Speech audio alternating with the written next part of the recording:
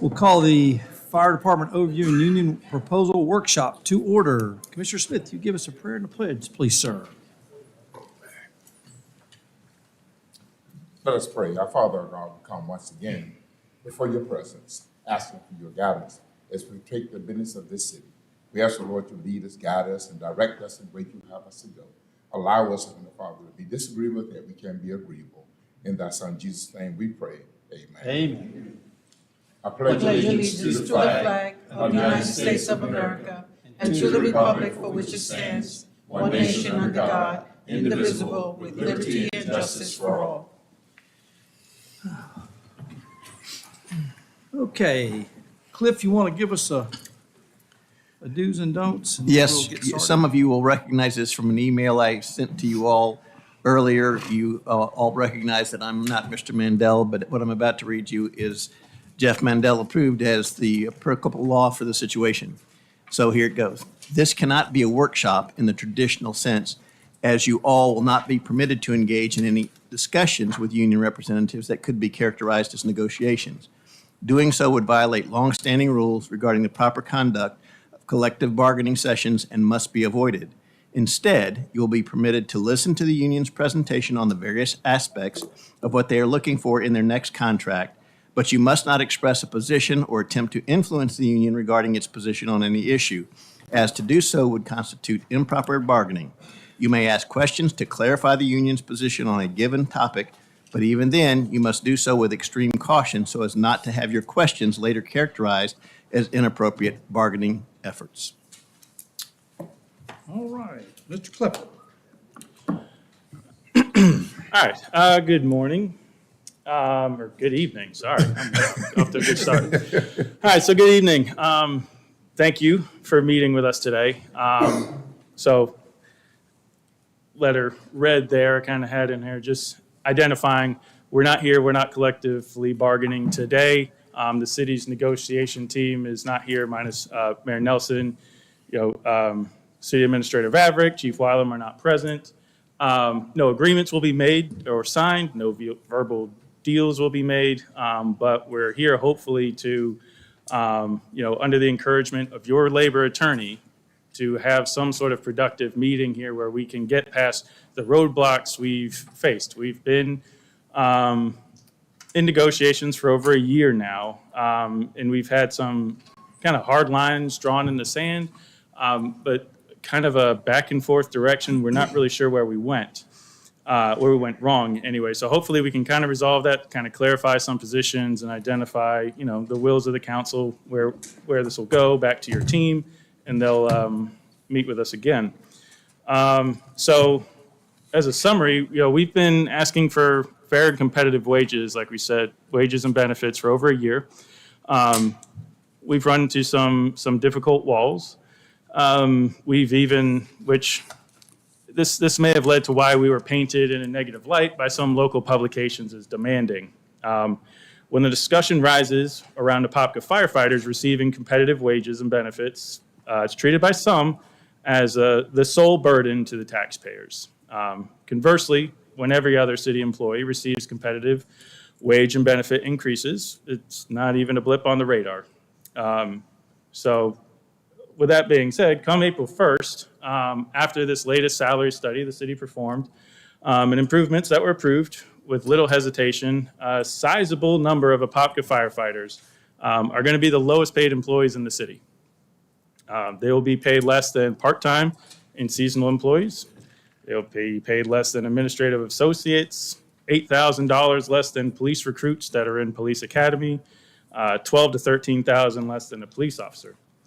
During that meeting on the 20th, some pretty good points are made, some statements were made, referencing we in the market want to be near the top tier, the first, second, third place in that market to remain competitive. The Garing Group expressed how critical it is to maintain your current workforce and how costly turnover is. So it's important that we can compete with other municipalities to keep good quality workers or to entice good quality workers and keep the ones we've got. So we're here today to look at where we are and maybe where we could get to. I sent you all earlier in the week a copy of all that I had, or all that we had, in reference to the outstanding articles from impasse. In front of you now, in this packet that we've put in front of you, is the list of items that were asterisked, which, after conversations with several of you, were things that you felt were more in your wheelhouse. I know there was some kind of trepidation about making decisions on very fire department centric issues, or discipline, grievance policies, those sort of things. So what we tried to do is pare this down for this meeting. If there are any other articles anyone has questions on, would like to get some clarifications on, we're happy to do that. We were just trying to make things a little more concise here, for the benefit of everybody. So in that packet, if you open it, so out of the articles we've sent, I'm hoping some of these kind of appear familiar. So the first one in your packet there is the pension, and bear with me, I'm going to try to navigate two separate things here. All right. So we had our pension article, and I think it's been pretty clear. It's been brought up through other avenues, due to the fact that we had a study performed to get to, by the actuary the city employs, to identify how much it would cost to have these pension plan improvements, moving to a 4% multiplier, having the age determinant lowered from 55 to 45, and changing the years of service. Is it need to get bigger? Yeah. Ooh, look at that technology. Let's see where we're at now. All right, so age 45 or 20 years, a 4% multiplier, and the disability benefit to 3.6% multiplier. This is closer in line to what we see within our own city in regards to public safety. Was there, outside of, I know there was a secondary study still being conducted on our actuary study. Are there any further questions or concerns about this?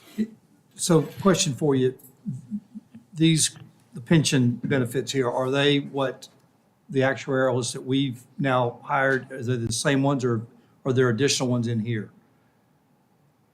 This is what was presented. So this is what our study was performed on. So I'm imagining this is Okay. what the follow-up study Okay. was. I'm sure it has to be the same thing. Okay, all right. So, nothing else? No. Okay. All right. We'll move on. So, Hold on, I do have a question, sorry. okay. How does this compare to what we have now? So right now, our current pension is age 55 and 22 years of credited service. The benefit formula is, bear with me, starting at 3% and then up to, So it's a tiered system. Every 10 years, it goes up 0.5%. So it's 3% for the first 10 years, 3.5% for the second 10 years. It goes to 4% at year 21 until the person hits 28.75 year would be 100%. You would have to either drop or leave. So can you repeat that? It was 10 years, is this? That's what Mr. Mandel says. All of that is current, correct? Right. The 3.5, 4 is current. So this 3% for 10 years, 3.5 for the next 10 years, and then 4%. Oh, okay.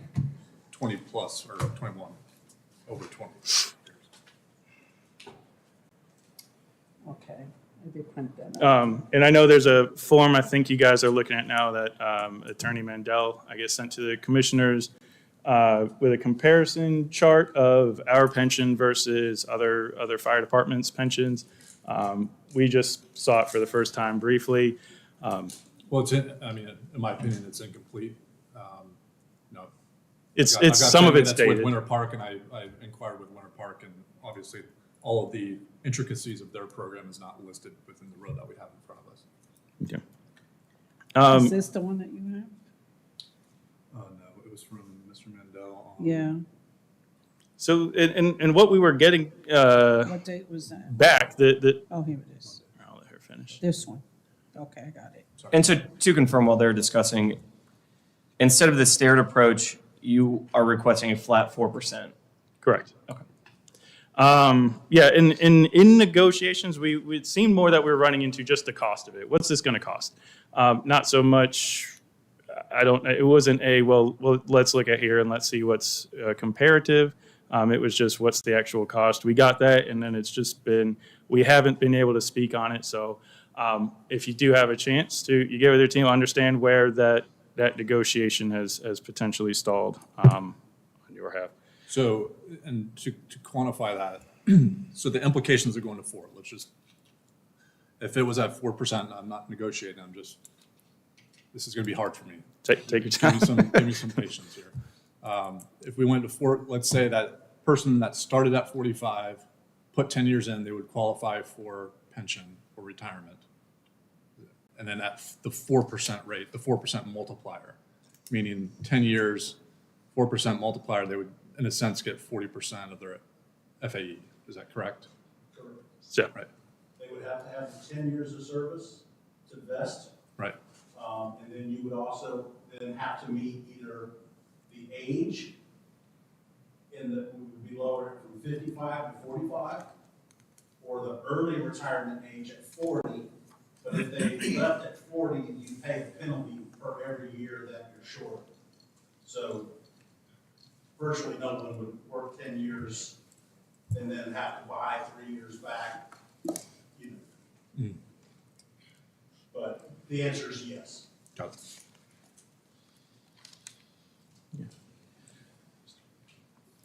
And then talk to me, the nuance of the disability benefit shall be at the 3.6%. So the disability benefit was something we had looked at prior, actually, and so we've put it in here. Our current disability benefit is a 2.5% multiplier.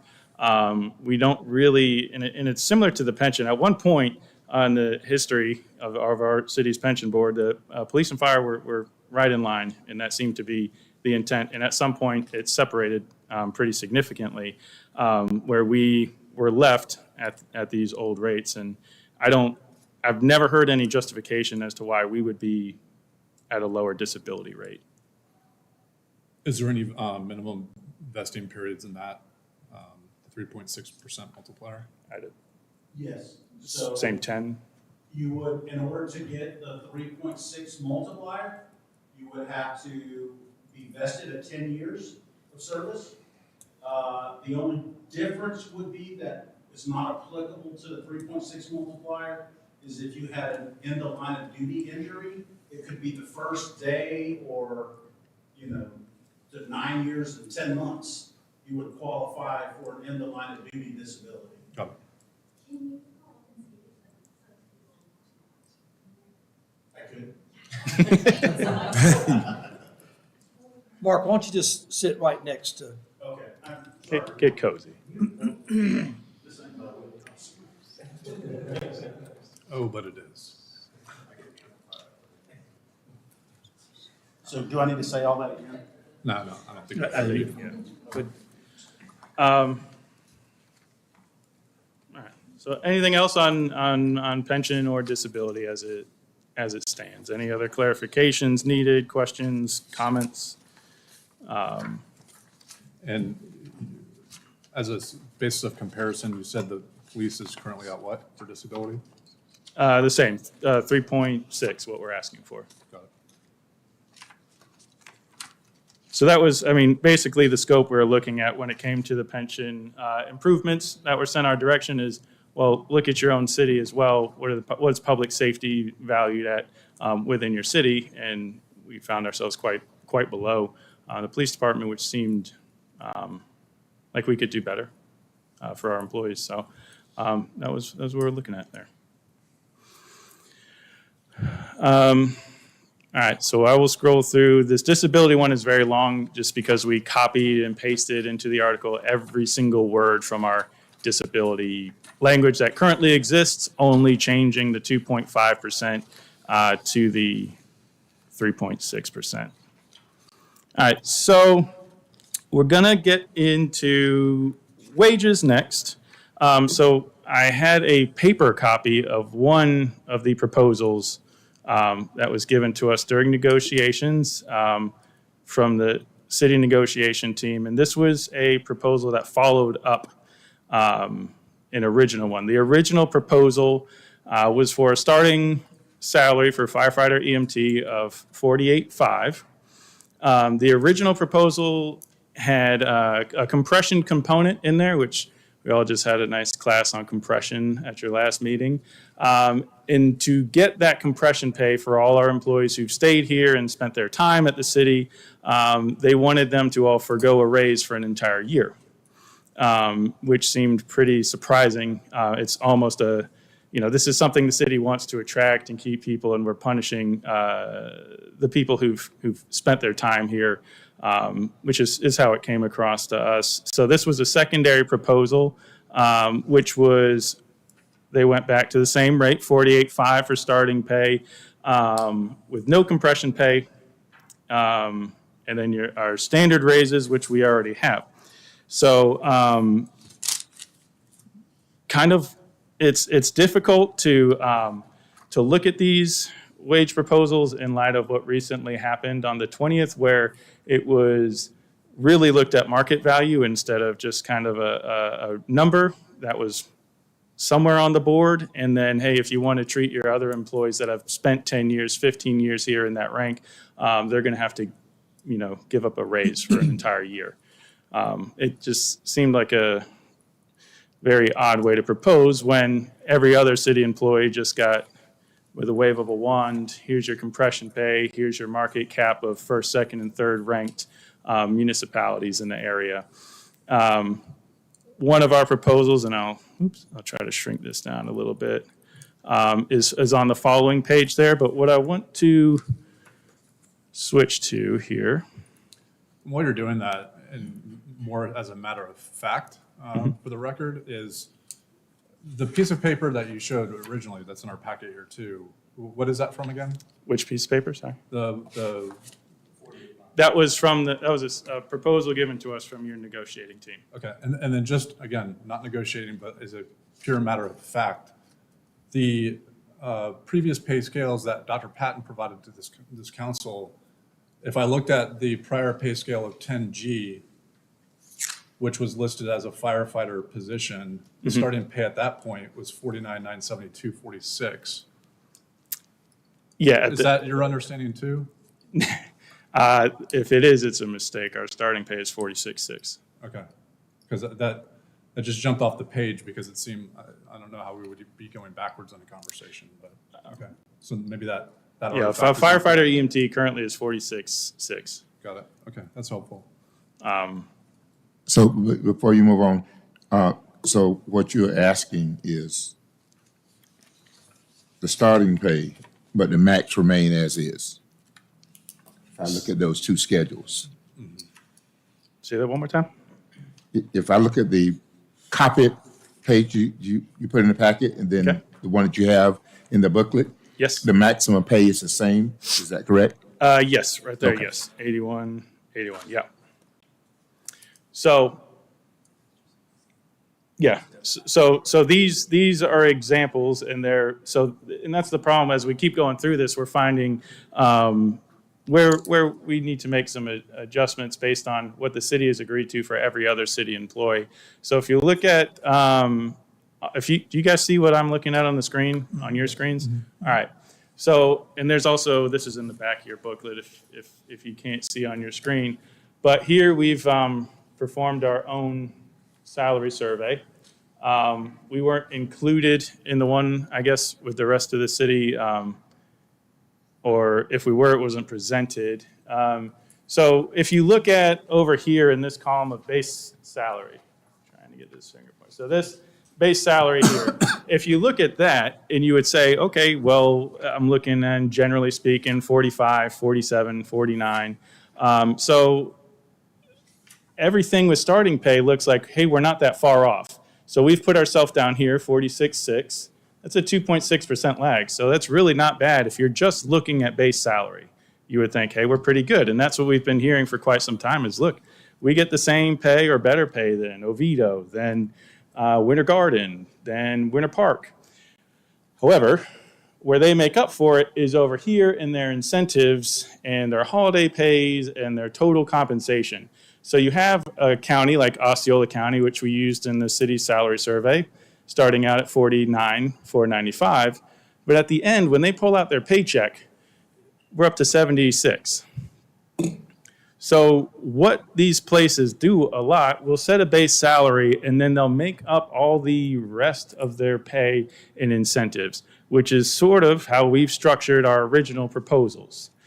The goal being, if I have my paycheck and I print it out and I walk over to the same similar job, same similar responsibility, same similar size demographics department, I walk over to an Osceola County and I say, hey, let's compare paychecks.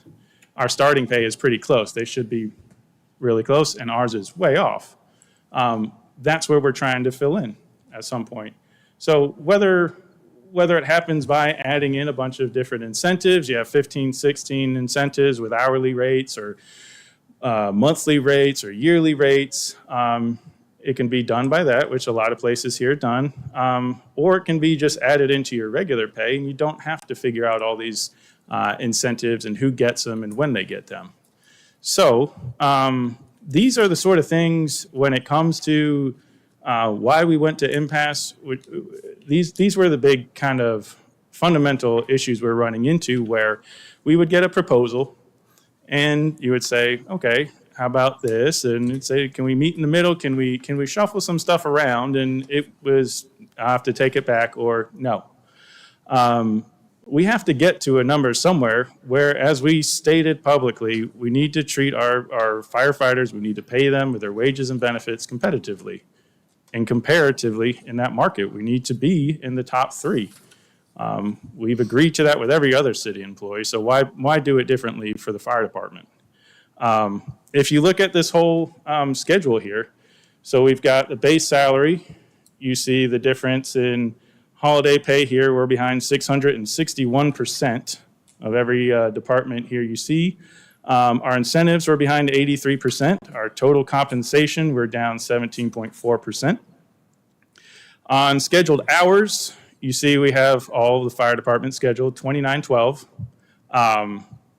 But when you look in here is where you'll see there's a whole lot of differences between what leave they're able to accrue, what sick hours they're able to accrue, what holidays, what Kelly days. So here's how many hours they're actually working and how many we're actually working. We're working on average 10 more shifts for less pay than all these departments. We work a whole lot of days in comparison and get paid less. If you see the compensation per hour, we're down here at $21.78. Everybody else is well above that hourly. So I understand why this gets confusing from a commissioner and from a negotiating team perspective that's not familiar with fire departments, because it is probably unreasonably confusing.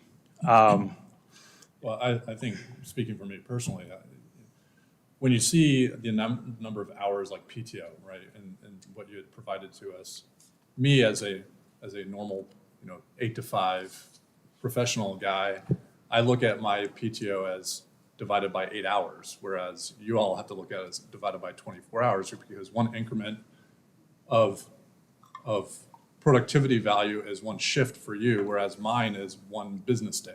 My business day is 8 hours, yours is 24 hours. So you kind of have to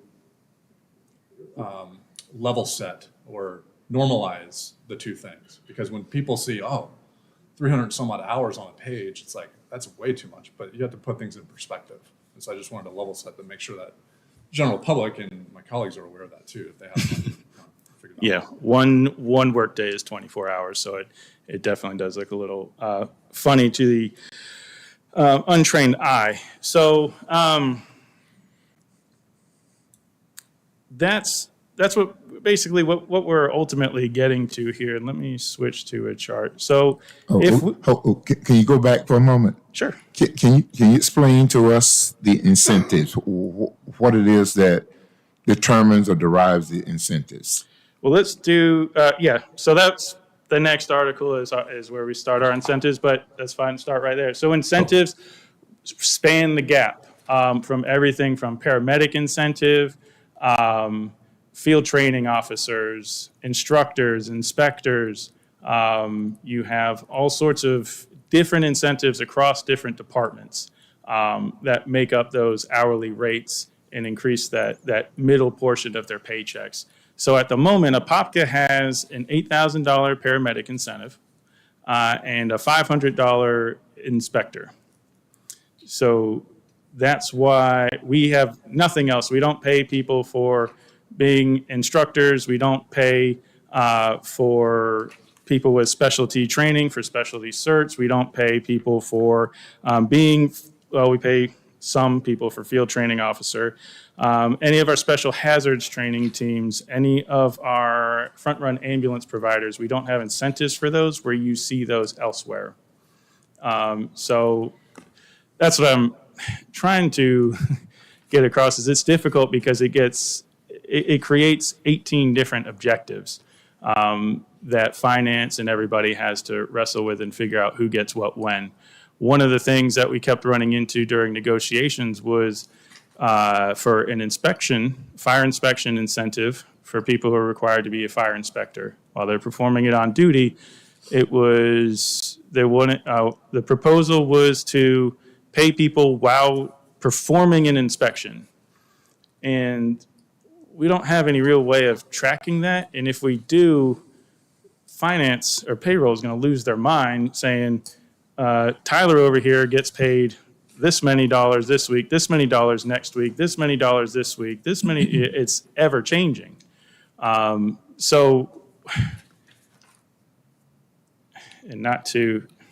This is where we're not barring, but you could have, these are the tables that we use for pretty much every other city employee. You could go to something like this and just raise the middle tide and not have to rely on adding in 15 different incentives to make us competitive in the market.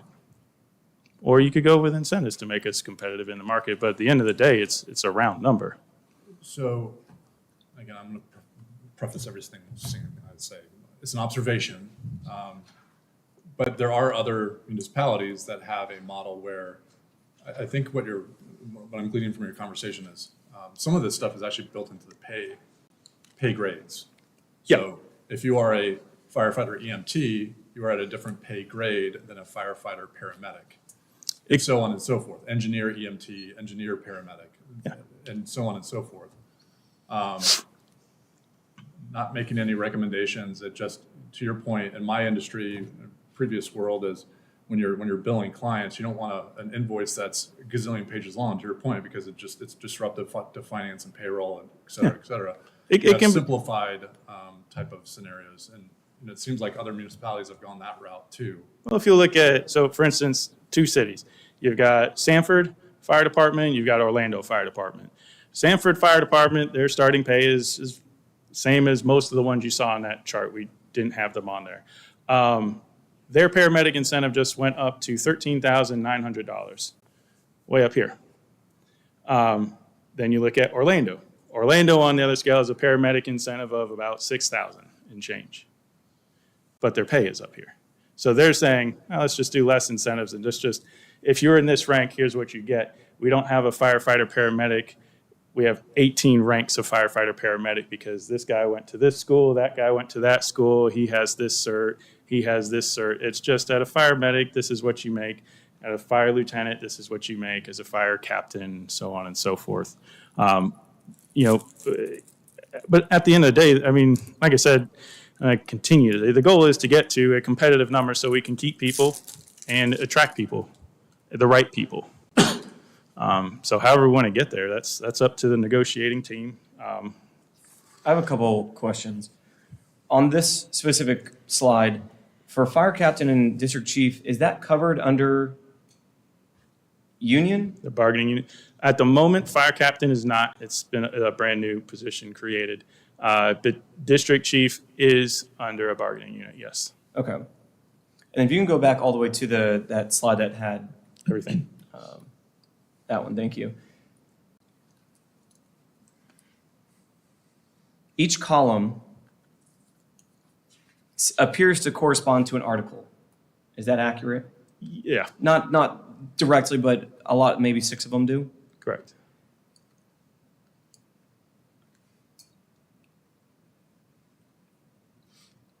So, as this is presented, just want to make sure I don't say anything wrong. As it's presented, you're tying these all to each other in some capacity. Yeah, So we couldn't agree on one without agreeing on another. you could, yeah. You said, are you saying like we would be potentially disinclined to agree on holiday pay unless we agree to holiday pay, this incentive, that incentive, this pay? Possibly. No, I don't think so. We've agreed to certain things already. We agreed to like a write-up pay. We agreed to a couple of other things. It doesn't all have to be pieces and parcels, but as the negotiation goes, you have your tier 1, tier 2, tier 3 items. Whatever we got to do to get us to a place where we feel that we're going to be competitive in our market and we're going to be able to keep the good people and attract better. Okay. Thank you. So as far as, I guess we kind of moved on to incentives. Are there any questions other than how I've tried to stumble through explaining how these incentives work? If you wanted to look at, let's see, like paramedic incentives, you can see like there's kind of the range that you'll see for people. You see Orlando there at the bottom, you see Sanford there at the top, as we were just discussing. So there's a whole range or way to get you to meet in the middle. But that's, Does every municipality or the high average of municipalities offer an incentive pay for paramedics? yeah. Yeah, I don't believe there's any single fire department in the state that doesn't have a paramedic incentive that employs paramedics. All right. So, anything else on incentives? Any concerns? So, for Article 26, incentives, it lists, similar to what you had stated, to I guess reiterate, or just so that I understand correctly, we only have 2 incentive pays currently. Potentially 3. We have a paramedic incentive, we have an inspector, and we have a paramedic preceptor incentive, which is $500 annually. What was that last one? Paramedic preceptor, so a field training officer is how you typically hear that said, for a certain number. We stuck to the ones that more people than 12 can obtain. And so this breaks down just different opportunities for incentives, or adds more opportunities for incentives. Correct. Thank you. All right, the next one in your packet there is training assistance. But short, school monies. So at the moment, since the last go around of the budget, we have $1,000 that we are allowing our firefighters to be reimbursed with for training. And this is where we stand in the runnings with everybody else. So again, we moved up significantly. We were in potentially no coverage to $300 and to $1,000. And I don't have the information on how much is being used, but I know it's being used, and it's definitely appreciated that we're able to do that for our guys, because training is important. We learned that. And there are people who want to go and learn and bring back, and it's important for us to incentivize that. So our training incentives, or training assistance article, it was higher initially, and that's, just a negotiation topic I guess probably can't address. The one sticking point we had in there was we proposed that at the end of the year, if there was leftover money, that would go back to the training division in some shape or format. So, for instance, you've got people on their last year or two. Hey, I'm not going to be traveling, and so when I kind of on my way out, they're not going to spend their full 1,000. Our proposal was, hey, can it go back to some use for training rather than just rolling back into the general fund? That seemed to be the main sticking issue on that. So if that's something we don't want to do, that'll be negotiated. You said that at one time it was higher, the training? No, incentive? at one point we had hardly any.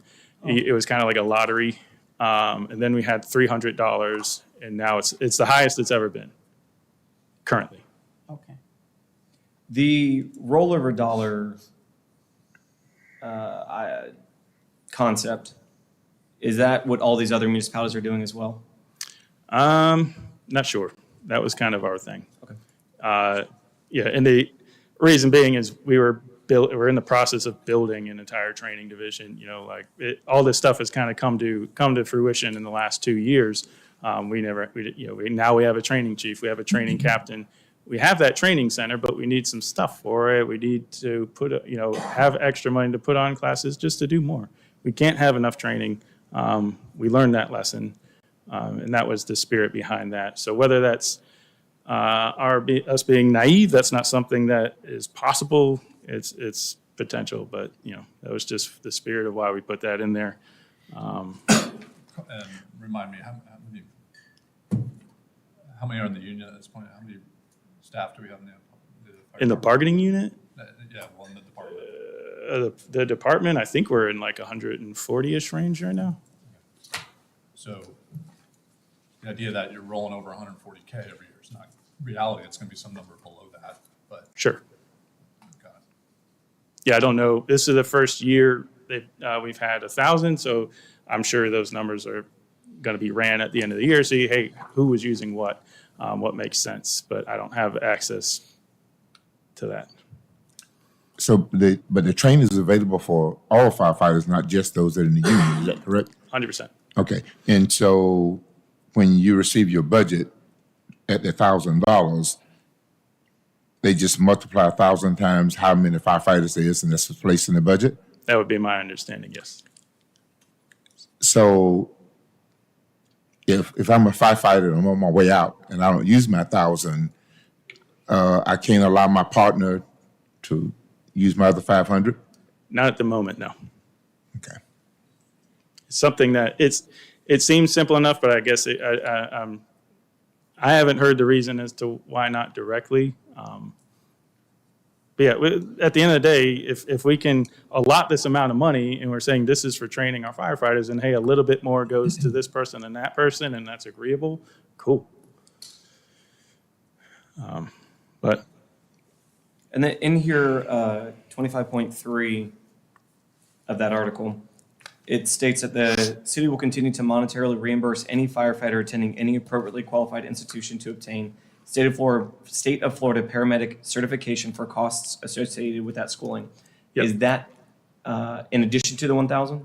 yes, so the department requires any new employee to become a state certified paramedic within 3 years, or they will no longer be employed. So the city is currently covering those expenses now, so we're just trying to memorialize that and make sure that that continues. If we're making it a requirement that you have to attend a school that can cost $6,000, $7,000 to $9,000, we shouldn't put that burden on you as a brand new employee. Do you know what that cost is right now? I think there's small differences between schools, but somewhere between 6 and 9. Okay, thank you. So initially, then it's the firefighters have to put that cost out and they get reimbursed. Sort of. With paramedic school at the moment, they have got an agreement with some of the schools, I do believe, to pay ahead. It's kind of semester by semester, so that the students, the firefighters, aren't having to front, here's $3,000, and then wait a semester to get paid back. I don't know how solid in writing that is. I haven't seen it. That's the current practice of what we're doing, which I think is great. It's really hard to ask a brand new kid, 18 years old, hey, go open a credit card so you can afford to do this thing that we're making you do. We'll pay you back at a certain point. I think it's very important that we pay people up front, which is what we're doing. So I have no complaints on the current process. We just want to lock it in.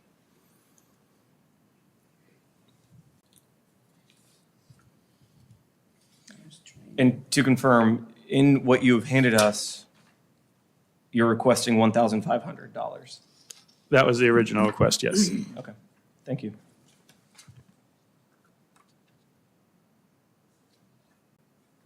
And then the last bullet there, if you're curious what the 25.4, that is, we have to hold certain certifications to continue employment. I have to be a state of Florida certified EMT or certified paramedic. Every 2 years, you have to recertify a certain amount of money you send to the state, certain amount of hours of continuing education you have to perform.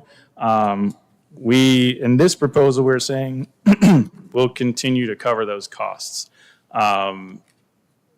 That's more often than not, you see that's covered by the department, but that's a cost we currently eat, and that's what we were, in that proposal, willing to continue to eat at the time. What does that cost look like annually per firefighter? It's not too good. What is it? Paramedic is 70, 60, 40? It's roughly about $100 if you maintain both. Per year? Every year. Oh, every 2 years. Okay. Thank you.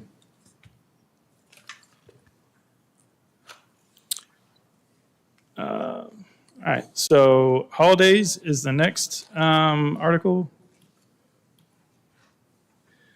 Here's where we line up on holiday pay.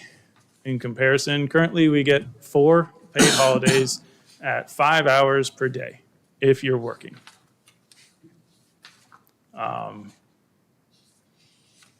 Can see it's pretty different from the standard. So we proposed, based off what we offer every other city employee, we initially put in 11, which is what was offered. We scratched floating holiday and personal holiday, trying to get some movement on it.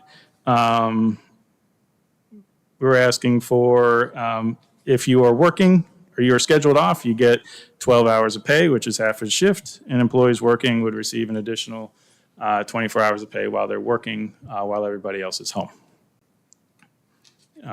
If you look on your screens there, pretty much in line with most people get 12 paid holidays, 24 hours a day to 12 hours a day, anywhere from 8 to 16 if they're off. Nobody's getting 5 hours.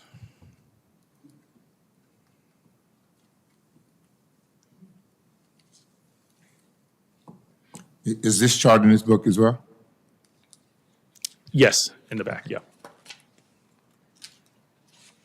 Sorry, we had page numbers on this, and then the printing, our page numbers disappeared. I apologize. So I'm just trying to. So for the one of the 9 holidays that you're saying that you're stating here, if the firefighter is scheduled to be off, they will receive 12 hours of pay, is what you're asking. Correct. So it's not an additional 12. They're not getting paid anything that day. Same as someone from accounting has Christmas off, they get the 8 hours of pay because that's their normal work day. Got it. Okay. And then, okay, so if you're on shift.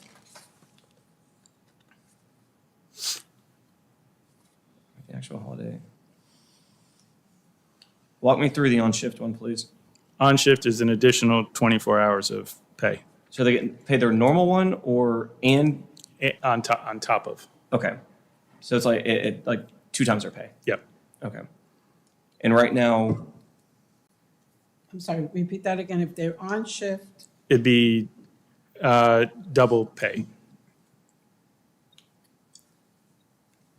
and so currently we as a city or we as a fire department only have 4 paid holidays. The city has 11. Okay. So It's let me- these 11 that are in front of us, basically. Scroll.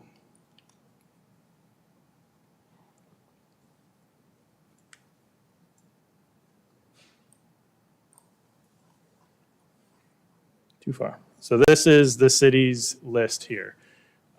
We scratched 2 of those off. Okay. So we're asking for 9 holidays.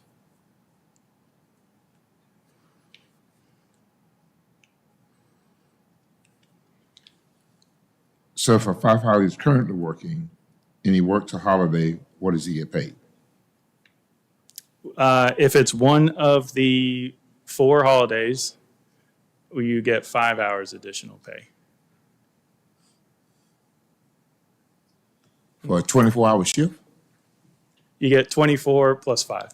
So you'd get 29 hours of pay for working Christmas. So it's like a 20% incentive. Okay.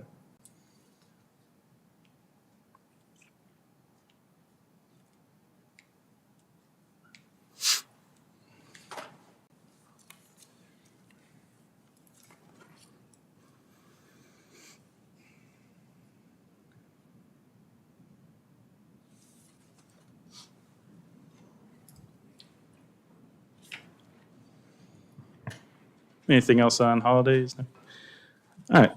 The next one on there is work schedule and overtime. This was a proposal we made. We are currently on a 28-day pay cycle. We are proposing to move down to a 21-day pay cycle. The only fire departments in the area still on a 28-day pay cycle are Lake County, Maitland, and Claremont. What I will do, What page is that? 29. this article, it was the one following holiday pay, Oh, following holiday pay? correct? You said of the lake and who else? Lake County, Maitland, and Claremont.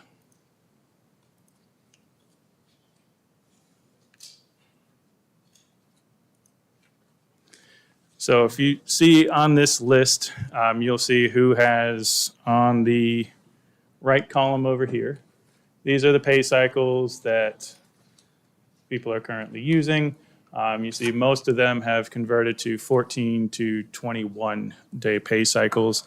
One of the main things that a lot of our guys run into is we use our PTO, our time off, to attend training classes. We don't have any training time or anything like that. So it's something we're required to do as part of our annual evaluation, or else you're going to lose money on your potential raise.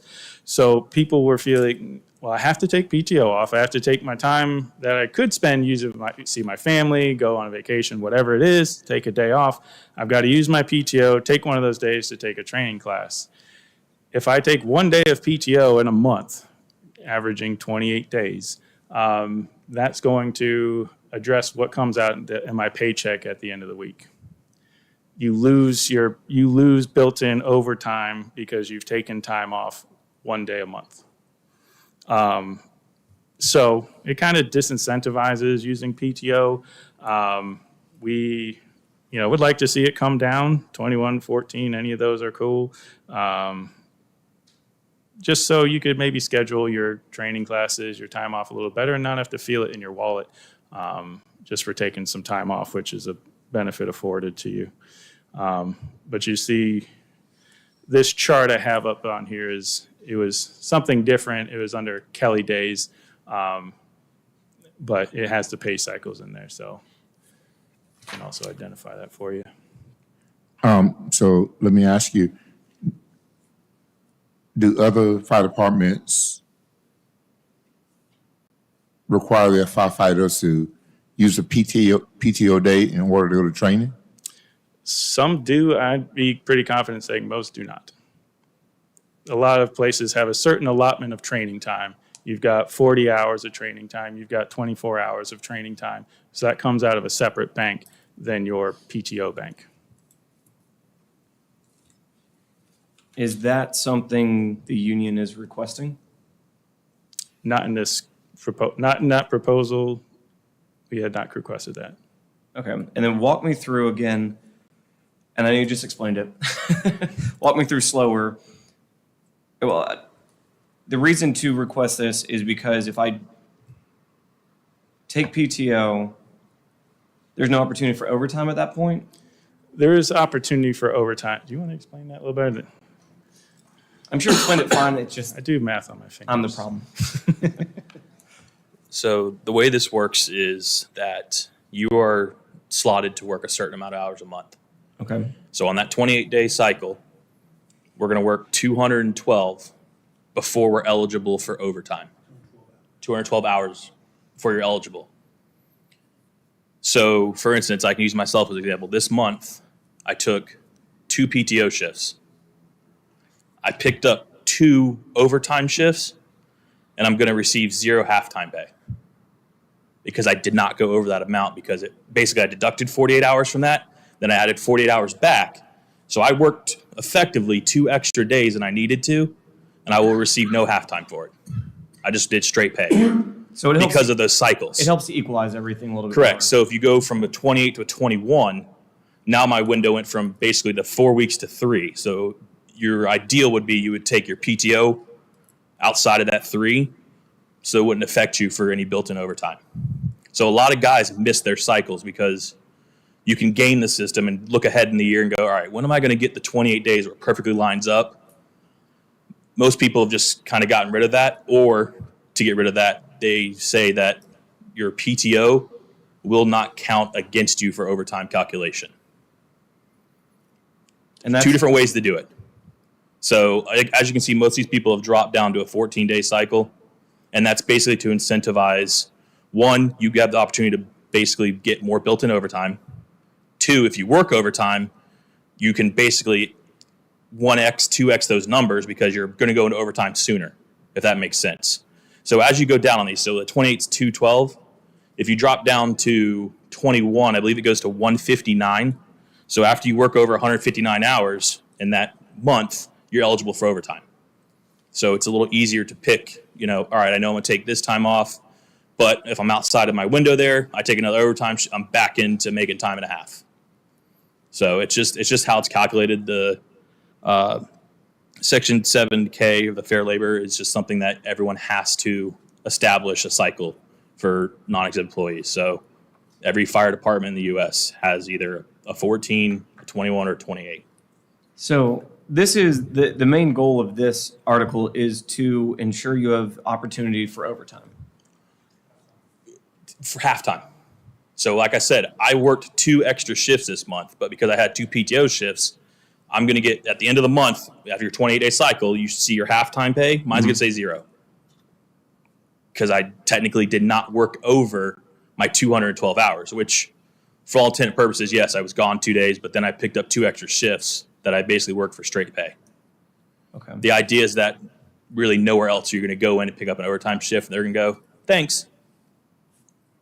It's not, you know what I mean? So either, like I said, they game the system, trying to get the cycle lower, or they put a little asterisk in there that says PTO will not count against your overtime. 2 different ways to do it. But ours was just kind of simplifying that down of let's just move the 21. That was helpful. Thank you. So is it industry practice that you have to work X number of hours in order to accumulate overtime? Depending on what cycle you're on. I mean, So- even without the cycle. Oh, well, everyone works their overtime and is so let's say you can work your overtime. You're only eligible for that halftime if you're playing the cycle game, basically. So even if you're on a 14-day cycle, if you took 6 shifts off that month, you're not going to get the halftime. Because you didn't have the hours. Correct. So that was my question. So is that industry practice that you have to have the hours in order to get the overtime? Yes, you have to make your hours whatever cycle you're on. So if it's like ours is the 212, you have to make the 212. On the 21, you have to make that 159. On 14, I think it goes to like 108 or 109. You have to meet those hours before, yes, you're eligible. So by lowering it, it just makes it basically easier to get into that time and a half range. Okay.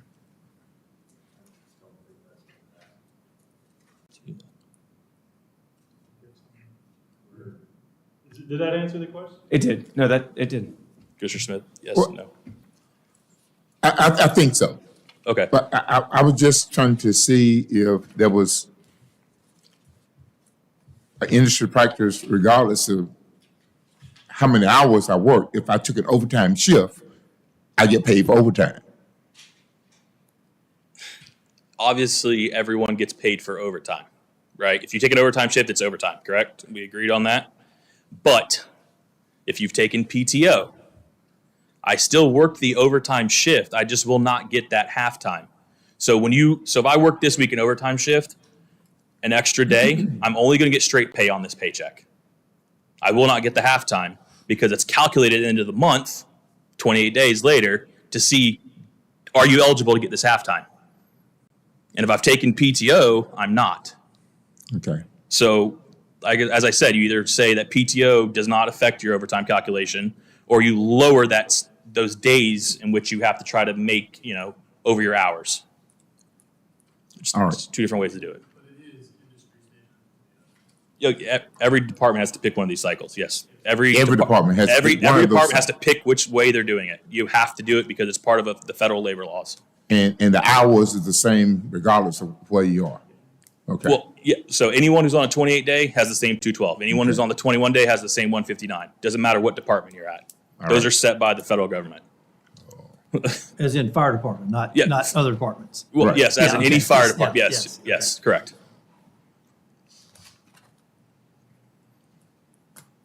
And we've always been at a 28-day cycle. Yes. You'd have to- As far as I mean, I can give you a really clear example. Okay. Like, I'm supposed to be on shift today. When this was scheduled, it was scheduled on A shift. I feel it was important for me to be here because I've been the chair pension for almost 21 years. So I took the day off. This past weekend, I worked an overtime shift. So this week, I'll get the 24 hours pay. The halftime, that 12 hours, time and a half, the halftime they hold back. So think of the 28-day cycle or a 21-day cycle or a 14-day cycle like a 40-hour work week for a normal employee. So if you had a normal employee, they work 40 hours. If they take time off in that 1 week, then it would count against them, right? Or if you worked overtime, they would pay you your time and a half at the end of that 1 week because it's a 40-hour cycle. We don't work 40-hour week. We work 28 days. So that 28 days is like our 40 hours. If at any time in that 28 days, you work an overtime shift to cover a shift of someone who's on PTO or sick. So I agree to work. Like I worked this weekend. Well, because I took today off to be here, I lost 12 hours of pay. So essentially, my 24 hours I'm off, since I lost 24 hours of halftime, I paid for half my own day off today. So the next 2 hours till 8 tonight, I paid for that 8 hours, not the city, because I had to lose 12 hours of halftime to have this day off. If you had a shorter cycle, 14-day or 21-day, essentially you're just making that cone of opportunity to lose smaller. And that's all they're asking.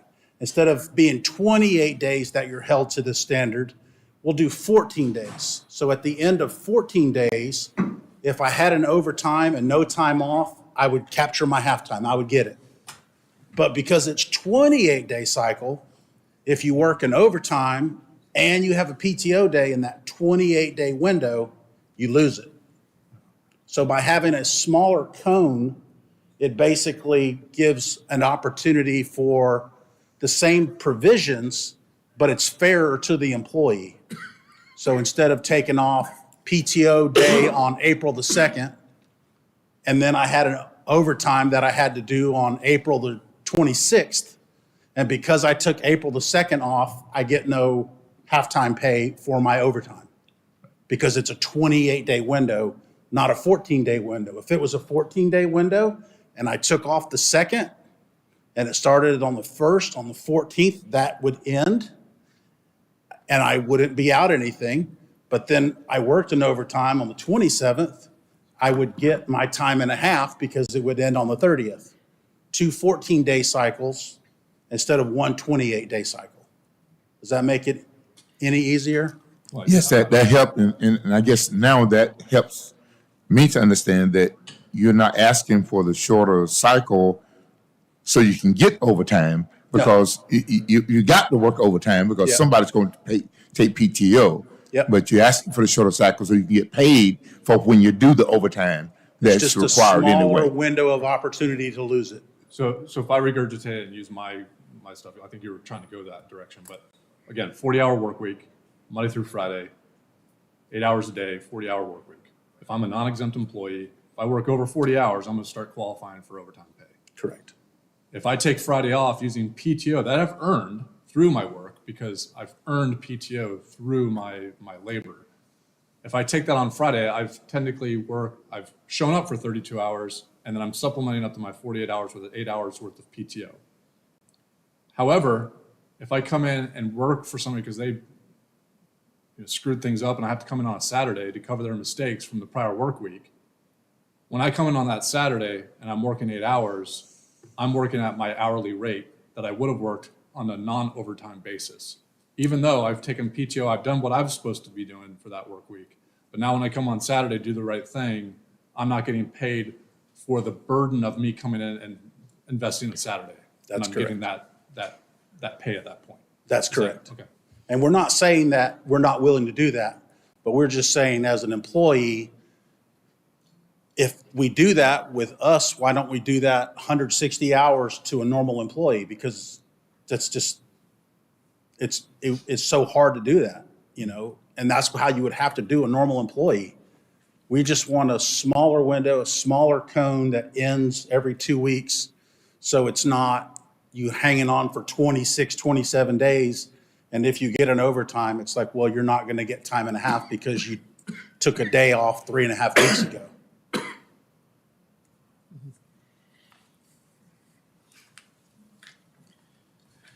They don't teach, they never taught me math in fire school. So it's difficult to articulate. I think the thing we're looking at, if I get $20 an hour, and my normal regular comes out to $4.80. If I take that day off, I end up with $2.40 in my paycheck. So it's just, I'm not going to be able to explain it any better than what went through. Any other questions on that? We got it. Yeah. And if you've got if you want to, I'm happy to get a better written answer, and that sometimes helps me as well. We can write you out an explanation, whatever. Well, I got it now. You got it. Yeah. Oh, I thought you said you had more questions. Yes. Okay, I got scared. I got it. All right. For Kelly Days, Yeah. are we discussing that today? Is that something you want to discuss at all? Do you have a question about them while I'm here? Well, ours says 0 compared to others. What we do, and I don't completely understand a Kelly Day in general, does it, I guess, can you educate me on Kelly Day? So, give me a second. If we're not going to discuss it, I don't want to waste time. Oh, no. I'll just break it down. Everybody wants to know. All right. So it kind of is based off of that there, right? 28-day pay cycle, what we have right now. You will work 240 hours. Anything over 212 is that time and a half. If you use a Kelly Day is a pre-scheduled day off within that cycle. So that would bring you, instead of 240 hours, down to 216. That means you only have to pay the difference from 212 to 216 rather than 212 to 240.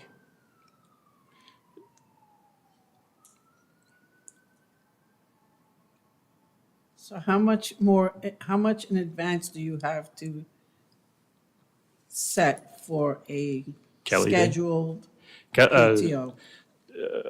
So PTO currently, how long do we have to schedule it in Yeah, advance? like you need that day off. General rule is 14 days, 2 weeks. We We generally, at the beginning of the year, everybody has the opportunity to pick a certain number of shifts. But then the regular time frame of, hey, oh, something's come up, I've got 2 weeks to schedule PTO without penalty or anything like that. So it's 2 weeks. Mhm. But, and the beginning of the year for you is, January? oh, it is January. Yeah, it's not the fiscal year. It's not a It's fiscal picking year. vacation days from January to December. Okay. And so what's the penalty outside the 14 days? Depends. If it's for an illness with a doctor's note or something like that, then those are generally accepted. You get COVID, you can't come to work, you have a doctor's note, it's not counted against you at the end of your annual evaluation. Now, if you're within that 14 days, it's going to create overtime because there's coverage, then you get it will be reflected on your annual evaluation.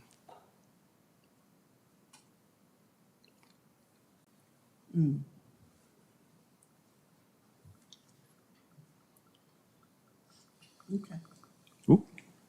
That was- Next article is pay time off.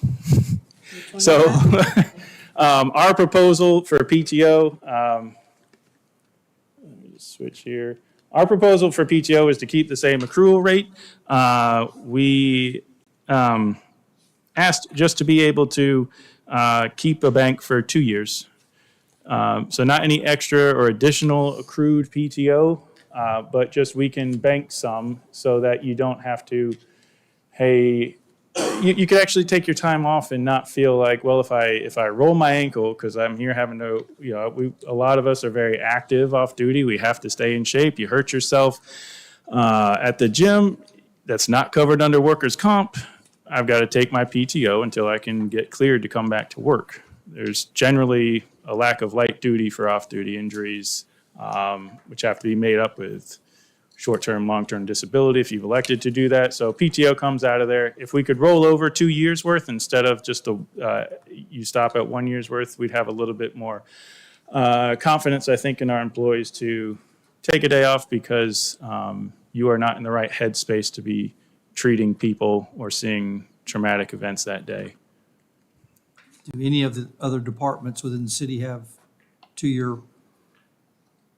I think regular employee is 2 years, if I'm not, but the hours would line up. I'm not sure, I can't speak to that. Oh, there it is. Yeah, but I don't think it changed under this administration. So if it doesn't roll over, what happens to it? If it does roll over. Lose it. Yeah, it's gone. Use it or lose it. Yeah, we have a total bank of your annual accrual, and if anything unused at the end of the year is deleted. So you can see on this chart how we're comparative to the other departments. You can see there's a differences here where some still have sick leave. We have decided to use just PTO. So if you see in some of those sick leaves, they've got no limit for accrual. So those are easier to kind of bank for your injuries or illnesses and those sort of things. And your vacation leave is separate. We have one big bank. We just want to make it a little bit more flexible. And it's just, one day off is 24 hours. It's a lot of hours. And I think we were bringing that up before on something else. Like 320 hours goes pretty quick. Well, again, like I started the conversation, when you kind of normalize with a professional work week, the current PTO accrual, so 324 hours when you first come on board for the first 5 years is really equivalent to 13 and a half shifts. I think in the working world, I think it's pretty standard. Hey, you get 2 weeks vacation, whatever. So 10 increments of value versus 13 and a half here, but sounds like some of that value is used for training purposes and things that are on the job or required for job purposes. Yeah, a fair portion of our PTO is used for job requirements. And the other factor that is somebody in a normal job can come to work with a rolled ankle. We've got people out for months because they broke a pinky. We can't work with injuries. So our leave bank is different. We can't roll into work in a wheelchair on a little scooter. We have to, like, it's different. We need a little bit more of a cushion because of what we do here.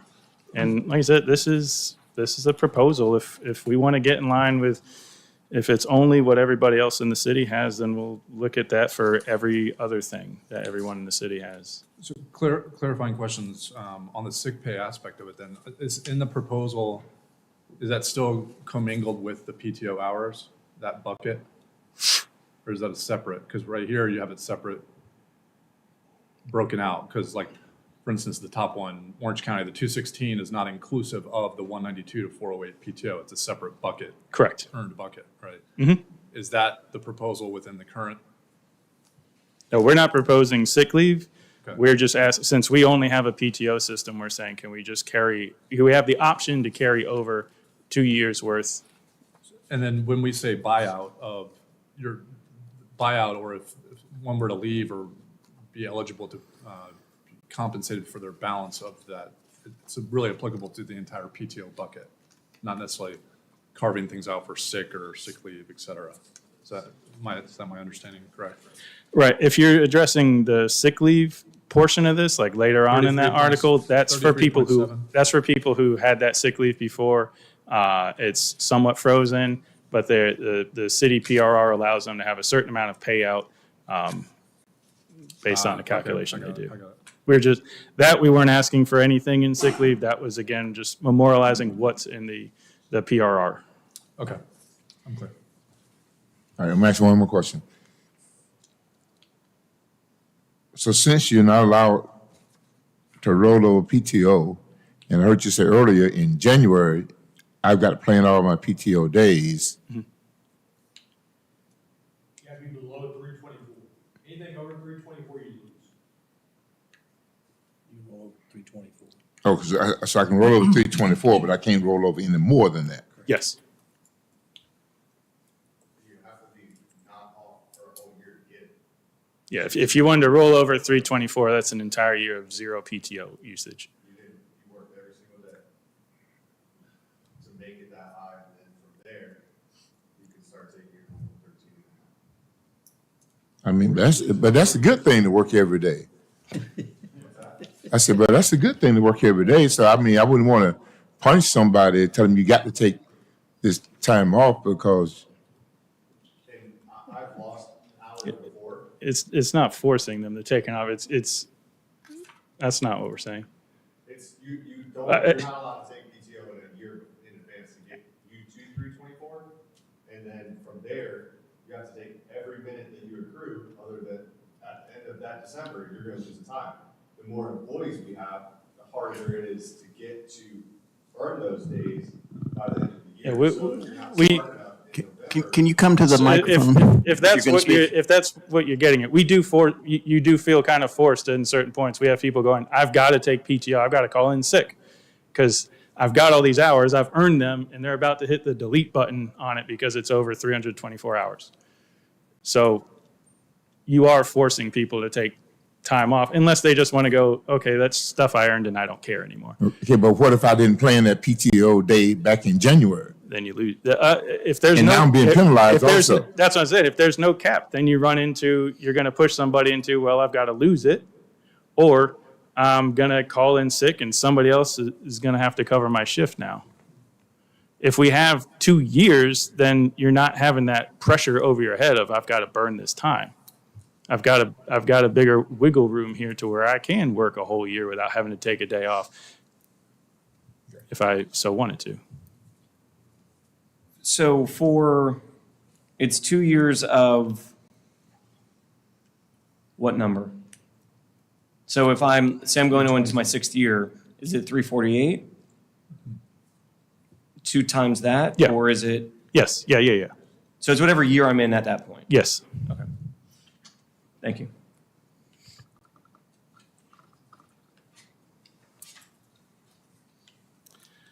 All right. So you have somebody with 20 years he can carry over 420 hours, or he or she can carry Yes. 400, and that's without taking any PTO. If they didn't take PTO, if they were at zero and they didn't take PTO for an entire year, they would accrue 420 hours. And you could only do that for 1 year? They could keep that. If they tried to do that for a second year, 420, if they worked 2 years without taking a day off, 420 hours would be erased from their bank.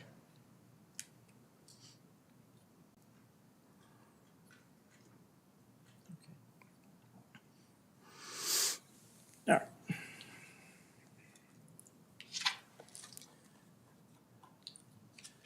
Next article on there was physical health assessment, or otherwise referred to as annual physicals. So if you look at what we proposed, similar to some of what we currently do as far as the testing goes, we have certain requirements we have to keep up with NFPA standards for fire departments.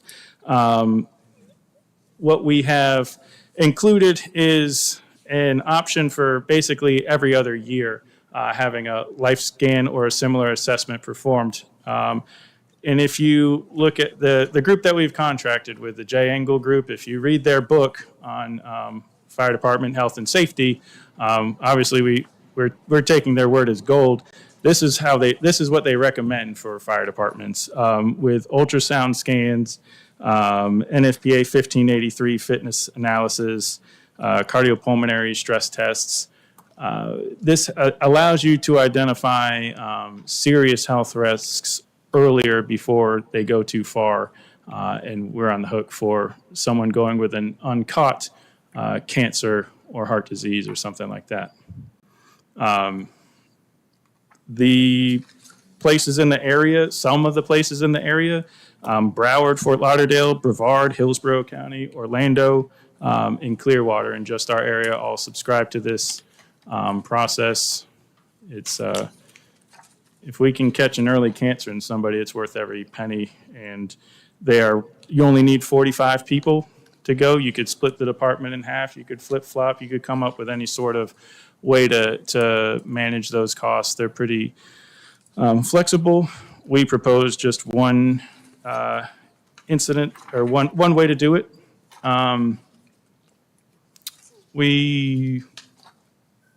The counter proposal was, we're fine with what we do. So that was as far as we got on that one. So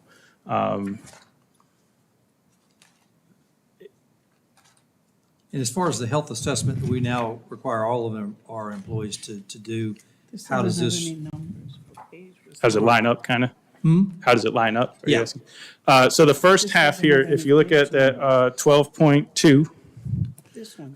is pretty similar to what we do now. So we do a 12 lead, hearing testing, blood tests, we do physical exam, we do TB test, we do a PSA exam. So we do most of these things.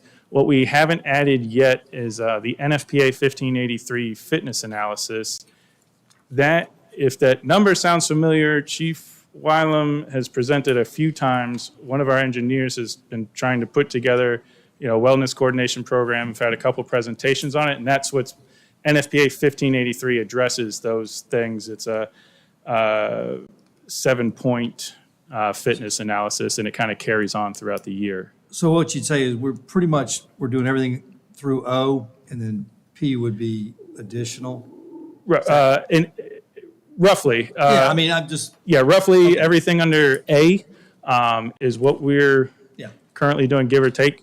And then 12.4 would be additional. the additional.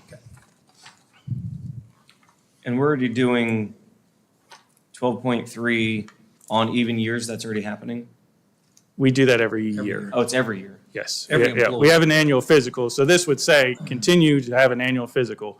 However, on the odd years, you could throw in these ultrasound scans, additional testing for cardiac and cancer type issues. And the, Just so you know that every employee has to have that done, and where they have to pay $20 a month for medical coverage. Wow. It's the testing, and then you come back and they give you what you should do to, reduce your, your blood sugar or your cholesterol or whatever, or get more exercise. So that's requirement now. It has been, this is the second year. Yes, second Yeah. or third year, yeah. Okay. The 12.4 is going to be required of everyone? Or the request is it is required of all the fire department then? It would be, yes. Okay.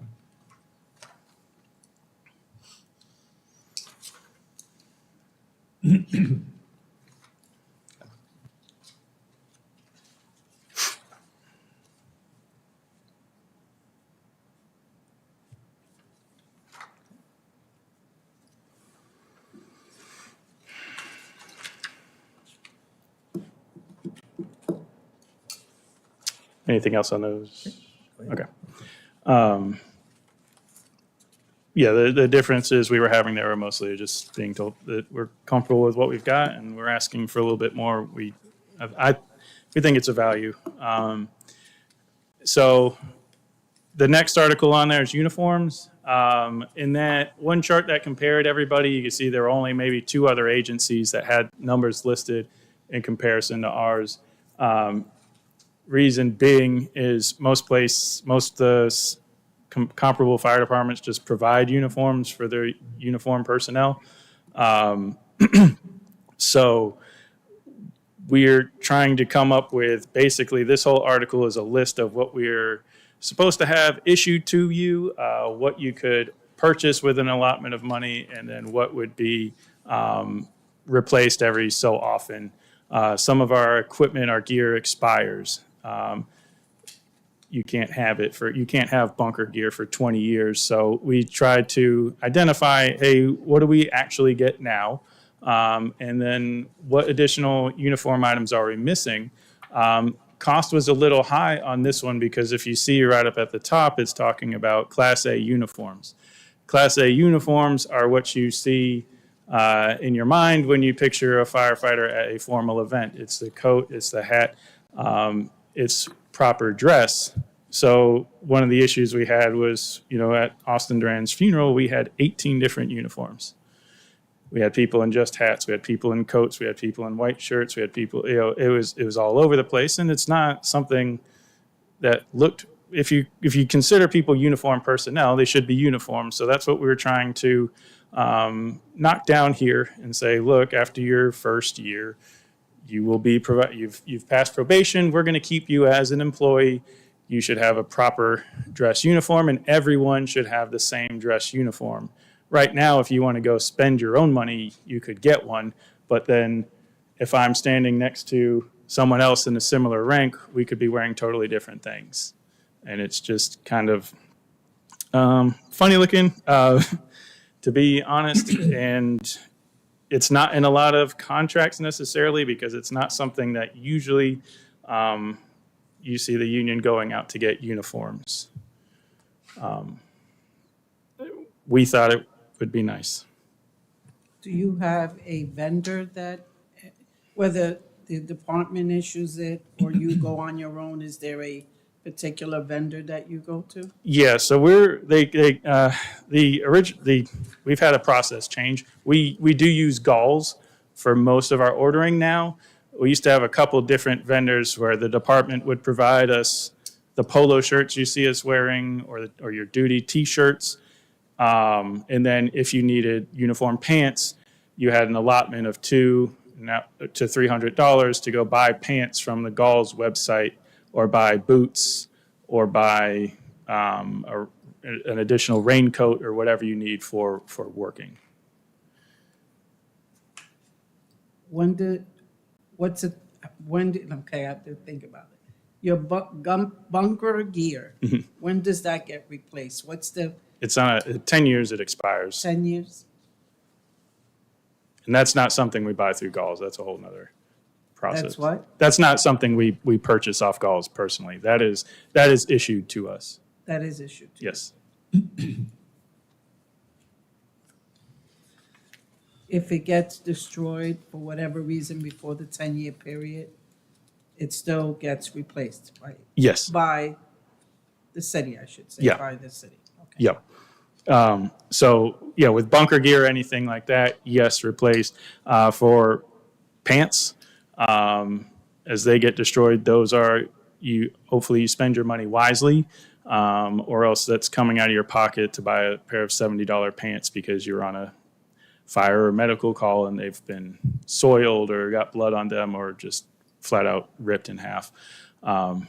So those are sort of things that other departments would say, okay, your pants are covered in blood. Here's a new set of pants. We are having to just hopefully purchase the right amount. Okay. At the top, it says official uniforms will be worn in accordance with department policies and procedures. Do we have a policy and procedure for this? Sorry.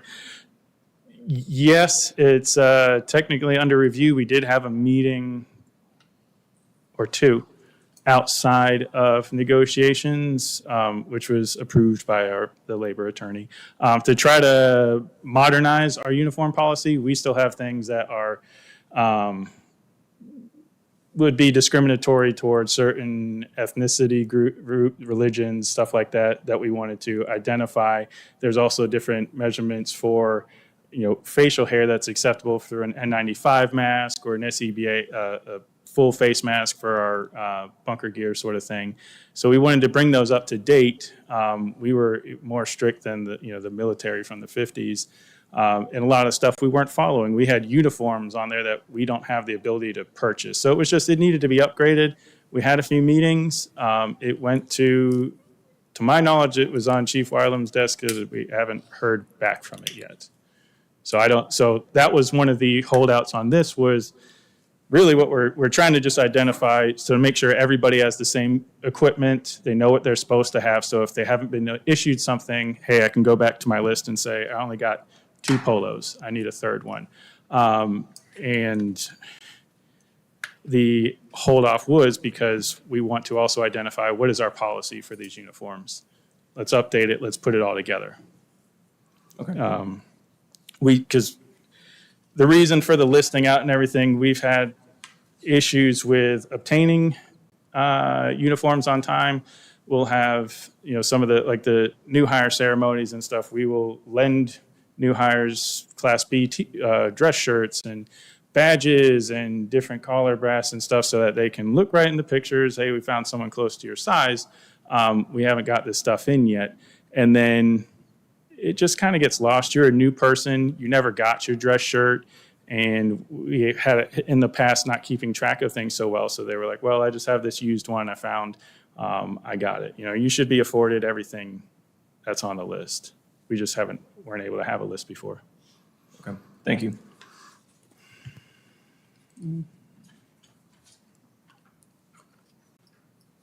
Any other uniform questions? Okay.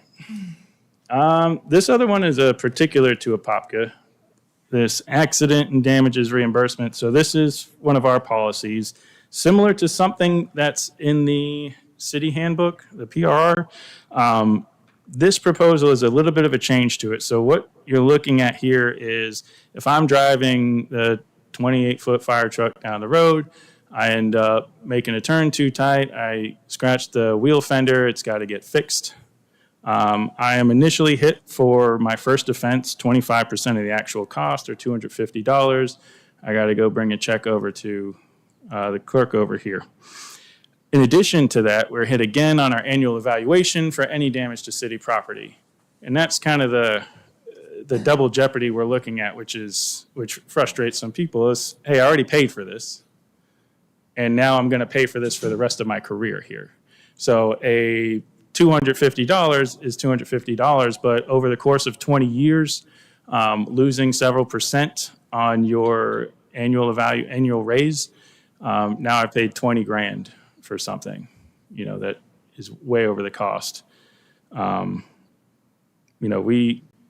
We have issues with these. We had people who lost percentages on their raise, and things have not been fixed. we're very quick on the requiring payment, but we're not very quick on fixing. I've got one broken lens on a backup camera. They charged the person relatively quickly. This was in 2023. It's still not fixed. We had a prior incident with the old Squad 5 where the front bumper was dented, and for 2 years it wasn't fixed, and the city ended up refunding the money that the guy had to pay. So it's just, what's the goal of this policy that we're doing? Is it to slap on the wrist, or is it you're a bad driver and we're punishing you on your annual evaluation? One or the other. Our proposal was, we'll take the hit out of pocket if that's the way we're going to go with it. We just don't want to be hit twice for the same mistake. So the other departments within the city, how are they treated? To my knowledge, it's just this proposal right here. So they do get dinged as well as pay the, I don't believe it shows up on their evaluation as harshly as ours. When you say other departments, Mayor, what Yes. other departments? everybody that drives a truck. So they go by the same rules? Yes, that's what I was just. yeah, Yes, it's the fairly certain same rules here as in our proposal. We add another layer as the fire department. We've decided, and we're going to hit you on your evaluation afterwards. Is that part of your Our proposal is, department policies and procedures? yeah, Is it in your current department policies and procedures? yes. Okay. So it's not arbitrary? It's not what? Arbitrary? You know, that, in other words, let me ask the mayor that. Are the other departments, is that anything that's damage to city property? I thought I thought all departments were the same, so I could be wrong. I thought everybody was treated, they got the obviously the financial, and it The was written up in their evaluation? evaluation. I thought, Is it but on? I could be wrong. Yeah, our evaluations are different from a lot of city employees, so unless that's been added to there, maybe, but our evaluations are very different than most of your city employees, including our fire administration as well. So there's a clear difference. That's why you're the grumbling back here. They're not very happy about it. So what you're asking is that either you be fined or Pick one. hit That's you what on I the say. evaluation. If you're gonna find me, One or the other. don't find me twice. Right. Hit me once. It's difficult. You got guys driving these huge vehicles around in a small city, and it's kind of, we have a harsher penalty, but we have the largest vehicle, well, maybe next to garbage trucks, but we keep very shiny and clean vehicles, and you get one nick on it, and everybody knows about it. So here it says the department may increase the financial burden based on the evidence obtained by and the recommendation of the Accident Review Board. Mhm. Explain what, That's from the who and what is the Accident Review Board? That's from the current policy. That's from the city's current policy. Oh, okay, so then, So if something was egregious, they came out and said, I drove this truck in the lake because I'm having a bad day. You know, they may be on the hook for a few more than if somebody took a turn too tight. It's an interesting point you made that the city has taken money from employees but didn't do the repairs. Just interesting point you made.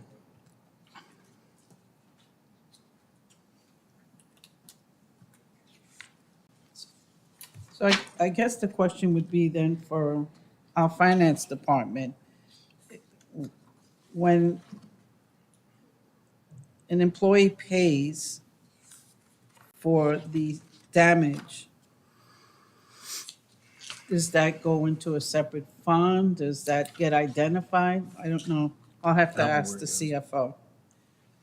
I'll find out. Thank you. Just okay. Next article there was insurance. This language was something you see pretty regularly across the board with other departments in the area. It's basically a Me Too.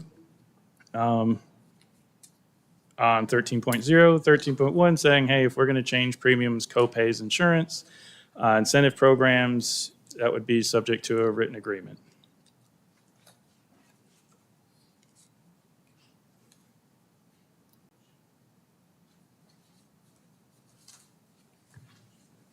That is what's happening now, or, 13.0 is what's happening now. okay, understood. And you're requesting basically the opportunity to negotiate some capacity, should it change? Okay.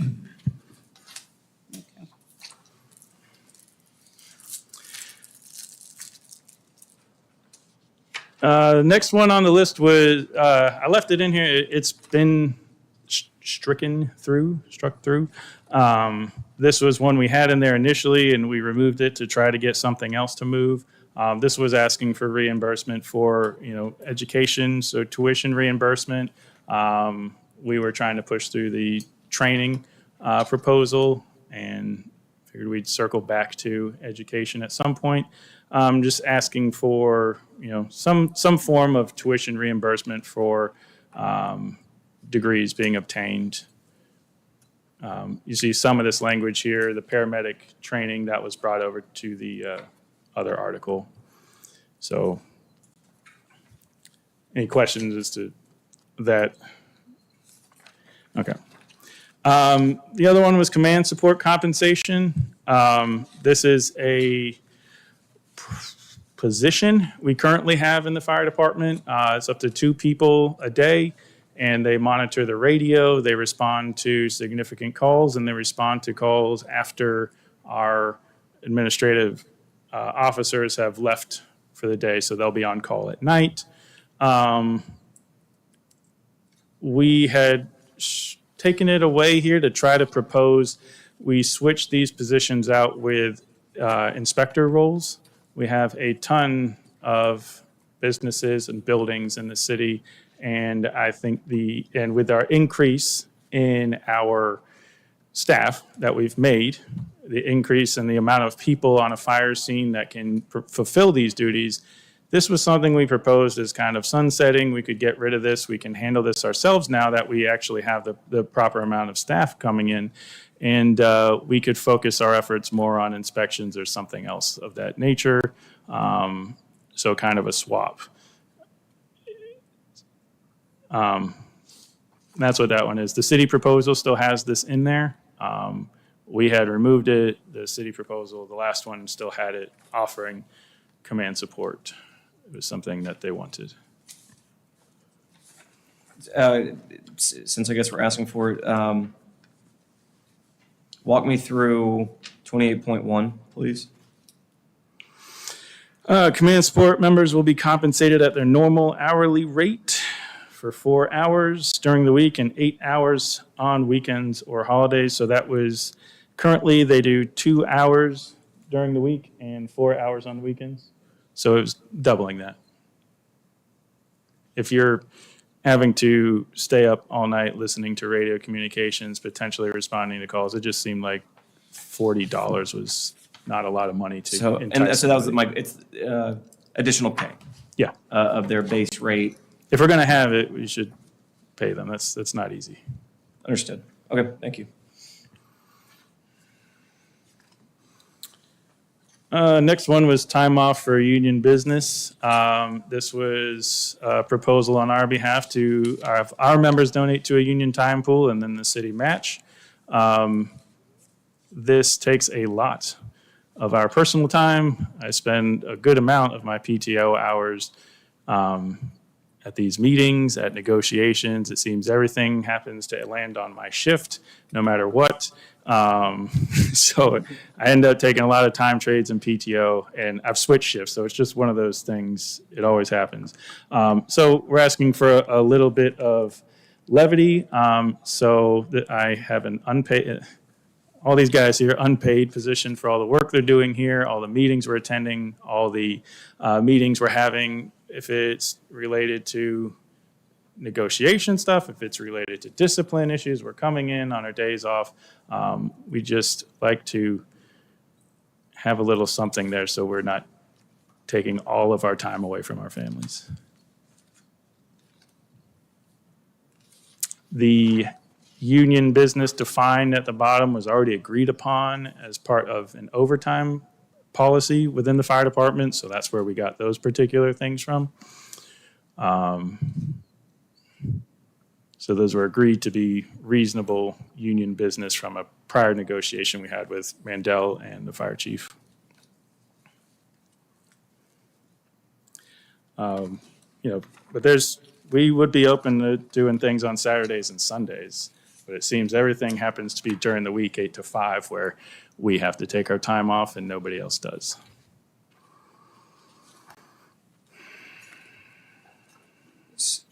So union members will be required to donate 4 hours per year to a pool. And then the request is for the city to match that same amount. Correct. Thank you.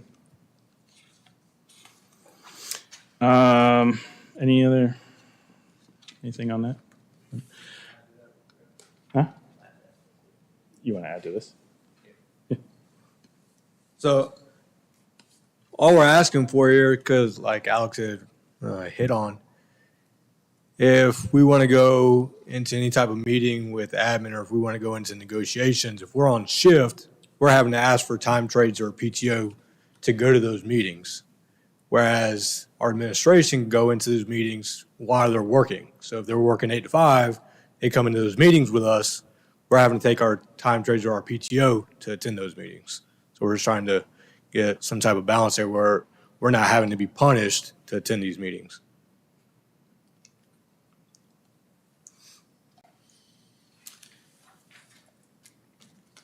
Getting near the end here, this promotions article. This was just saying, hey, if you're going to change promotions, it should be notified. We don't want to have changes at the last minute or things that are maybe considered that aren't written down. And if there's a vacancy, we'll promote within 30 days of that vacancy. It's just kind of making things transparent and fair for everybody. And identifying the way we would do promotions, same as we currently do, kind of memorializing. We do promotions in rank order, being if you create a list and you get your top 5 people, who you would promote would be number 1, then number 2, then number 3. There are options out there where people will get a list of their top 10, and you can promote number 10 before you promote number 1. Those are out there, and I think those are bizarre. Which is not our current practice, so we're just trying to memorialize what we currently do. So here you say the fire chief will promote within 30 days of any vacancy, should a list not be available. Is that a condition already existing? No. Okay.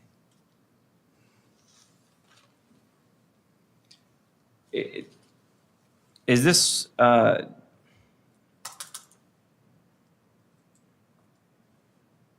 would this create a line of succession? I guess, yeah. If color that in a little bit more. Say that again? So are you saying a line of succession, if I have a lieutenant, for instance, who's going to retire, I can tell who's going to be the next person? Correct. Yes. If they're on a list, yeah. Right now we have an annual list. So I can tell you if somebody retires based on their order on the list, who's going to fill their spot. So that's already in place? Yes, that's how we currently do it, yes. Okay. And this just helps It's just a time the frame. ask us to, okay. It's writing that down solid and putting a time frame. Understood. Thank you.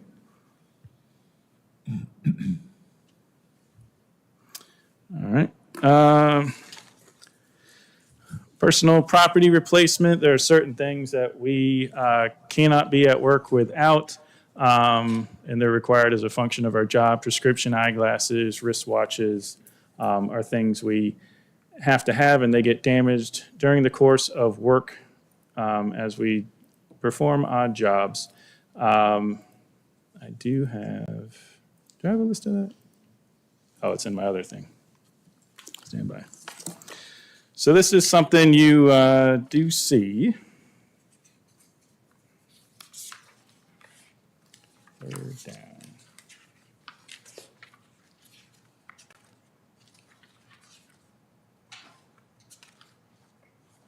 I've lost it. Winter Park, Reedy Creek, Orange County, Ocoee, Osceola, Winter Garden, Maitland, Claremont, and Kissimmee, East Lake, St. Cloud, Orlando, all have a version of this compensation for mostly eyeglasses and wristwatches, which are things that are required for duty and get broken in the course of that duty. It's just some way to compensate for those things. So we picked the middle of the road, and that was our proposal. Can I just ask you, give me an example of what a personal tool is? It says personal. tool. So personal tools, we have people who get, just for, let's say a fire axe. They've bought their own. There's many different types. So they've purchased their own with their own money. You bring it to the department. It has to go through an approval process. And then you can be carried on our vehicles as long as that person's with that tool. So some of those things we use quite regularly. They're of value to the department. If it were to get damaged in its normal use, then there would be compensation for that. Any other departments within the city have any kind of arrangement like this? I'm not sure.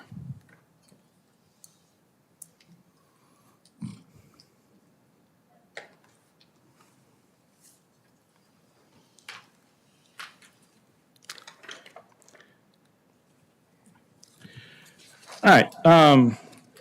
In the articles that I sent you all earlier in the week, was there anything else that was outstanding that you would like to have clarity on? I kind of narrowed this down because So hard to question, judge. in this packet, is that all 29? no, this packet, no. Okay. So the 29 articles was our, or most of them were in our most recent proposal. I just kind of narrowed it down to what seemed like was going to be more comfortable to discuss here. And then any idea on the financial impact for the, I mean, I know that pension, we got to put that off the side, but the financial impact for everything else that you proposed here? So it's hard to say because nothing's been agreed to. So if we're looking at everything's on the table, and I know that's where in these debates and these sort of things, there was a 2.8 million was thrown around. What I've seen and heard from that breakdown was certain things that didn't quite make sense, or certain things that were proposed but would be changed. I'm hearing, uniforms would be rather expensive. And if it comes down to a discussion between uniforms and competitive pay to keep employees, then we'll wear blue jeans. Like, We need- it's, You need to, you're getting over the line there. Now you're negotiating. well, you're asking, I'll let no, our no. attorney make that. you're decision, asking what's the but- total compensation, but I don't know. So that's something that would be useful if we get to negotiations, to have a number, and we'll come to some area. We've agreed as a city, we want to have our employees to be paid fair and competitive wages. That's not negotiating. We've agreed to fair and competitive wages. We want to be the top 3 in the market. Yeah. We do. So it's up to your negotiations team to get us there. I'm sure that team has a number in their head. And we're here explaining to you why we were asking for these specific things, and fielding any concerns, because if it's just a number, then bring the number. But we haven't got there. We've spent a lot of time arguing over a reasonable suspicion for tobacco and a bunch of silly different things that took us hours at these negotiation sessions, when obviously these things here seem to be more prevalent or prescient. So,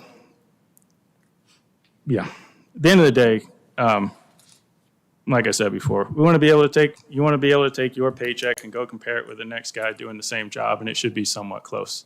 How we get there, that's up to negotiations. I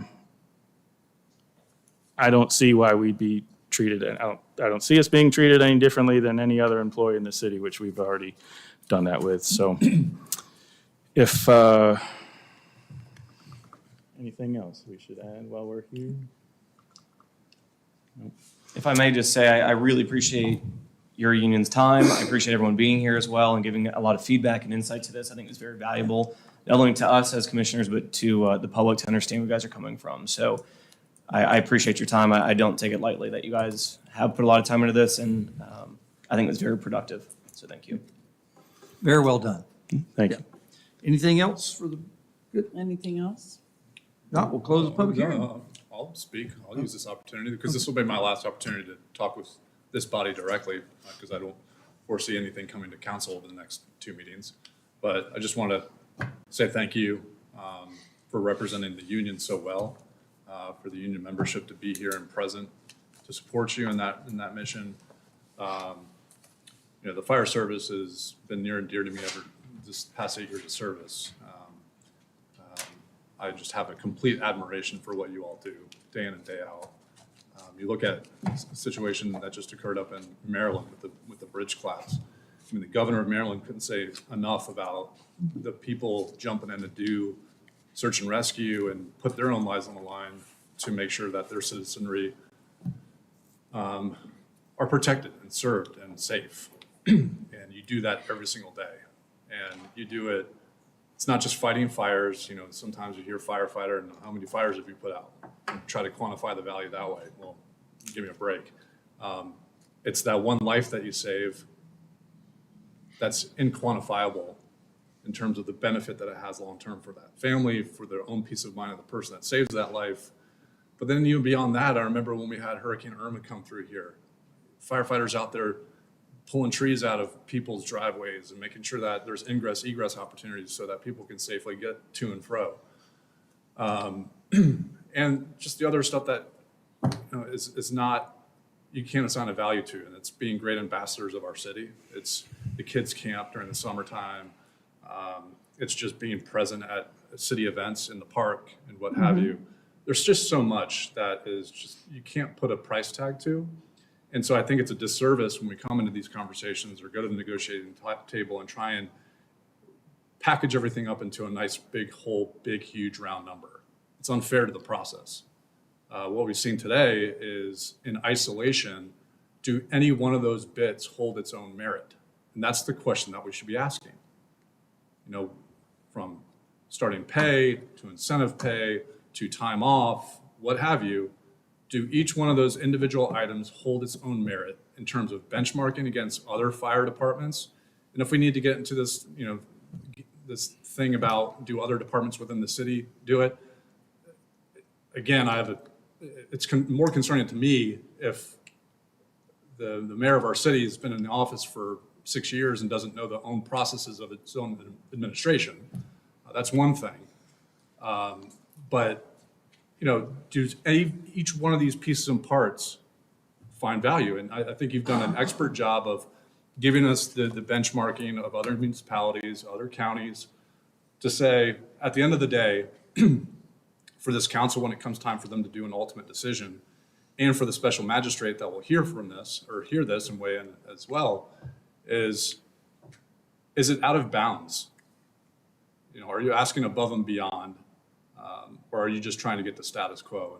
And my firm belief is it's the latter of those, and rightfully so for you to advocate and fight for that position. So thank you for all that you do, and hopefully the rest of the department is watching here too. That I can extend my thanks to them as well.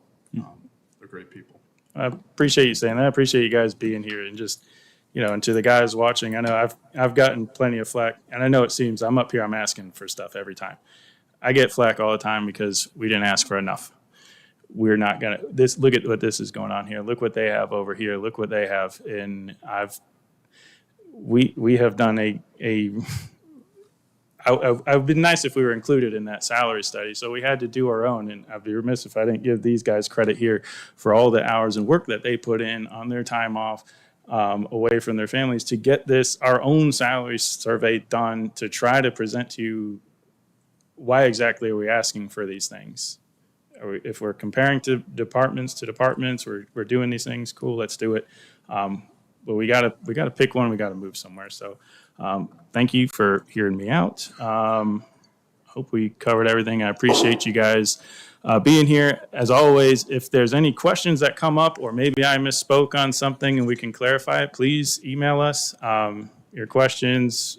We can speak and we can answer questions and clarify at any point in time up until magistrate hearing.